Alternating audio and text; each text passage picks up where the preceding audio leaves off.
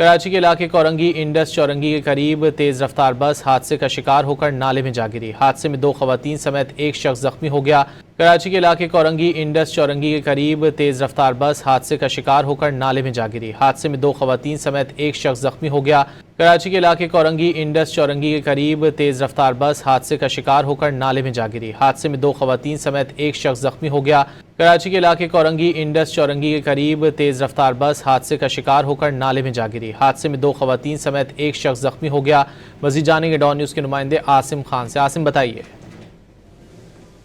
یہ کورنگی انڈس چورنگی کے قریب تیز رفتاری کے باعث حادثہ پیش آیا، جہاں پر مسافروں سے بھری ایک بس جو ہے نالے میں جا گری، جس کے نتیجے میں جو ہے 2 خواتین اور ایک شخص ایک مرد جو ہے زخمی ہوئے۔ 3 افراد کو طبی امداد کے لیے اسپتال منتقل کیا گیا ہے، جبکہ یہاں پر ریسکیو کا کام جاری ہے۔ جو بس گری ہے نالے میں اسے نکالنے کی کوشش کی جا رہی ہے۔